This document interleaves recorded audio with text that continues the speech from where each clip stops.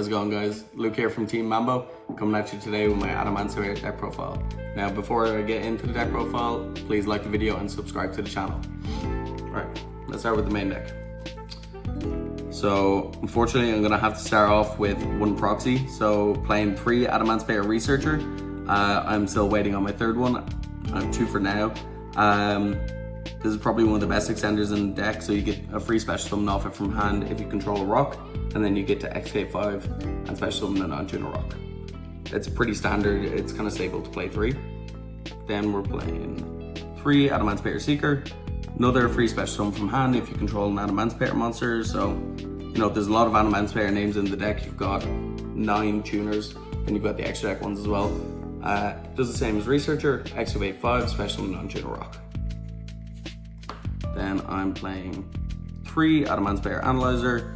This one is a bit different from the other ones. You get to special summon it if your opponent is the only one that controls monsters. So it's a good going second card, like quite versatile. Then it has the same second effect, special summon, or Excavate 5 and special summon 1. Then we are playing triple Block Dragon. So a lot of people are only playing, I've seen 1 Block Dragon or 2 Block Dragon. I'm playing 3 simply because it's realistically the best card in the deck. Gets you any 3 rocks that you need to your hand. Most of the time it's going to be Gigantes, Seeker, or Researcher, which are just 3 incredible cards, and then you can keep summoning it because it's not once per turn, and then it has the protection effect as well, which loads of people forget about.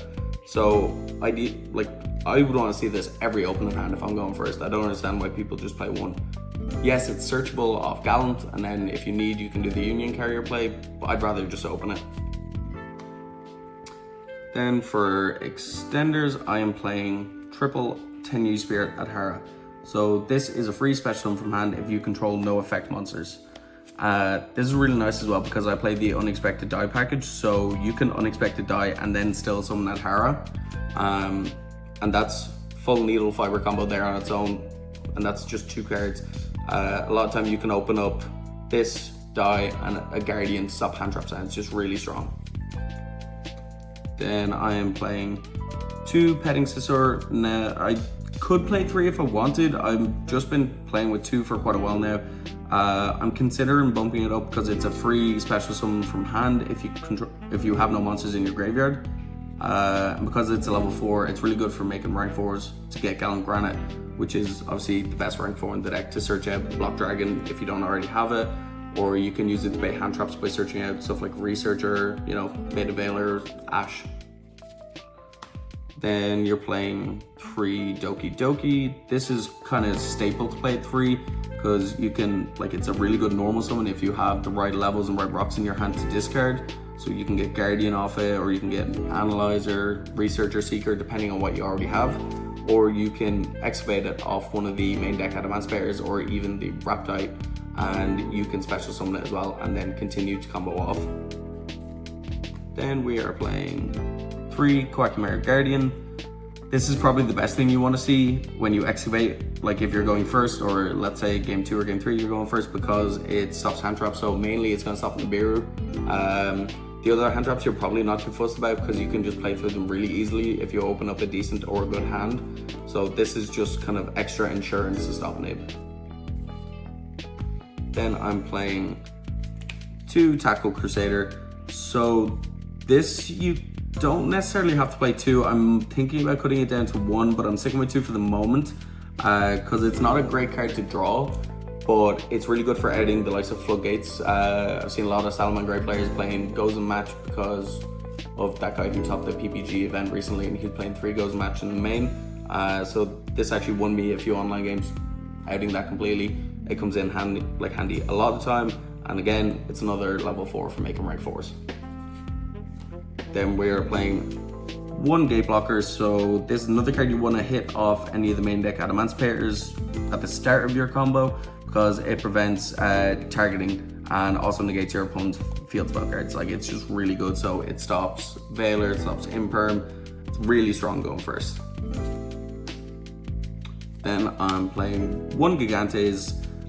This is pretty much just for searching off Block Dragon. You kind of don't want to open it, but it's not the worst if you do. You can just search something else off Block Dragon. You get to banish an Earth from your graveyard and special summon it. and then you can continue to combo off. If you search off block, you're going to search your researcher, special this, and special your researcher. Its second effect, where it can destroy all spell and traps, doesn't come up that often, but if necessary, it can be really clutch. Then for unexpected die targets, we're playing one Beta the Magnet Warrior and one Angel Trumpeter. So Beta's a rock and a level 4. It's actually not that bad. If you excavate it, you know, you can go into Gallant if you have another level 4, or you can just use it to continue to combo. Then the Angel Trumpeter is a tuner, so if necessary, you can use it for needle fiber plays if you don't open up any other tuners like your Adhara or your Adamancipators. Then one Mecha Phantom Beast O-Line. This is the main needle fiber target. If you open it, it's still not that bad. You can special summon it from hand, and then it has the added ability when it's sent to grave to special summon token, which we do use as a main part of our combo further on. I'll talk about it more when I go into the extra. And then to round off the monsters, I am maining 3 Nib. This obviously anyone can change if they want to any other hand traps. Now I'm not playing Ash, I'm not playing Veiler, because they kind of game 1 conflict a little bit with the Petting Scizor, but obviously it's a very diverse format now with Multi-Faker come back 3, so there's a lot of back row decks like guys running around, but I find this to be the most impactful if I'm playing against Adamancipator and they don't open up well, or if I'm playing against Eldritch Synchro. This just annihilates the whole combo, and I want to open really impactful cards if I lose the die roll. Then I'm playing 3 Unexpected Die. This is just standard in my opinion. If I'm playing the 2 targets, I want to play 3 of this. It's really good to open. If you draw it mid game, it's not great, but honestly, it's such an unbelievable card. I think everyone should be playing it in the deck right now, and you can play other variants of the deck, but I think the Unexpected Die version is the best. And for the last spell, I'm playing 1 of Foolish Burial. That's pretty self-explanatory really. If you can't search block, or if you don't open it, just send it to grave. You can summon it from grave. That's pretty much it really. It's kind of standard. And then to round up the main deck, it's 3 Infinite Impermanents. So this is the last of my hand traps. I'm playing 6 hand traps in total. I think Imperm is probably one of the best hand traps at the moment in comparison to Ash and Veiler. A lot of people aren't playing Callby, so I think you could probably get away with playing Ash instead if you wanted, or Veiler. I just prefer Imperm really, in my opinion. I think it's just better. And then obviously it comes up in back row decks, matchups. You can switch off stuff in the same column. That's it pretty much for the main deck. Main deck is 40 cards, so pretty standard altogether. And for the extra, playing 1 Needle Fiber. This is pretty standard. I've never really seen anyone playing 2 in Adamancipator. A lot of people play 2 in the Eldritch Synchro, but the extra deck is so much tighter in this deck in comparison. Then we're playing 1 Link Cross for the combo, so after you summon the O-Line off Needle Fiber, you're linking away Needle Fiber into this and to get your 2 tokens. Then next one is I'm playing 1 Link Spider. So when you summon the O-Line and you synchro away into the Martial Metal Marcher, you use the O-Line token if you open up well and you don't have to make janky plays. You make this, and then you can link this and the Link Cross away into a Union Carrier, so you don't have to go messing around with your resource to try to get 2 Earths and all that sort of stuff, because both of these are Cybers. Then I'm playing 1 IP Masquerade. It's pretty standard. If you can end on a board where you still have Block Dragon and you have an IP, you can unicorn your opponent in their turn, or make an Appaloosa if you don't make it turn 1, and then you also get to search straight off Block Dragon, which is just incredibly strong. Then I'm playing 1 Union Carrier. So I'm not maining the Buster Blader, the Whelp in the main deck for the extra deck block. I was, but it turned out it's just too bricky, and I want to try and limit the deck to be as consistent as possible. So this can be used then if you can't get to Granite and you don't open Block Dragon, you can use this and equip Block Dragon to one of your rocks before you link it away or synchro it away, and then you still get to search tree. Obviously you just can't summon Block Dragon for the rest of the turn because of the restrictions on Union Carrier. Then we're playing 1 Nightmare Cerberus. This is just to get more Earth counts, and then obviously for the utility of its effect being able to destroy special monsters. You can play Phoenix over if you want. I just prefer having the extra Earth there, because a lot of the time it does come up where you really need that third Earth, and if you don't have it, you just can't resolve your combo.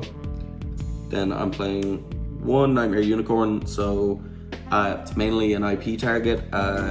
Going second, it can be used obviously if you're able to try and pick apart a board. You go into this, that's it really. And then I'm playing one Appaloosa. It's pretty standard. This is the only link for I'm playing. Now you can play Access Code Talker if you want instead, because Access Code Talker with the likes of Unicorn, it's a really big beater, and you can end up with the amount of different links you have, you can get a lot of pops out of it. That's all for the links. And then I'm playing one Gallon Granite, so incredible card, can search Block Dragon. Not much more to say about that, and you're playing a lot of rank 4s in the deck, so it's quite easy to go into. Then playing one Abyss Dweller. It's probably one of the best Xyz monsters in the game. Shuts off a lot of decks like Eldritch, and just a load of rogue decks as well die to it. Then for the synchros, I'm playing one Martial Metal Marcher. This is part of the main combo. After you summon Link Cross and the O-line, you synchro into this. It special summons a tuner from grave. It's really strong. Then playing one Herald with the Arclight. Again, it's just part of the main combo. You go into it. Depending on your hands, if you open up a really busted hand, you can go into this early if you can't get to Guardian. So it's another negate on board in case you're going to get nibbed. Then playing one Reptite. Just another Adamancipator name, which is really good, and then it has the Excavate 5 effect as well that the main deck ones has, but it doesn't have the restriction of only being able to summon a non-tuner rock. You can also summon the tuners, and then it doesn't come up often, but on your opponent's turn, if you have a Wind Engrave, you can banish one Engrave as well. It's really strong. Then we're playing one Dragite. This card's pretty much never ever summoned going first. Even though it is a spell trap negate, if you have a Water Engrave, it's mainly used for its second effect, where you can Excavate 5, and whatever number of rocks you hit, you can non-targeting bounce back to hand, which is incredibly strong for going for the OTK. And then last card, unfortunately, is another proxy, because I sold mine and it had to be done, but it's a Barlow Sabbath Dragon. It's a staple card. You always make it going first in your combo. If you open up the full combo, another Omni negate. Yeah, it's pretty much it. It's kind of just a standard most decks right now. That's it for the list. Now, a lot of people can change a few cards like the hand trap lineup. You know, you can play less, or you can just change the hand traps. And then with the extra deck, you know, saying you could change Appaloosa for access code if you want. And then you don't have to play the Link Spider. It's not 100% necessary. I just prefer it. And then obviously Cerberus you can also change. But that's the list. Thanks for watching, guys. Remember to like the video and subscribe to the channel. Mambo on.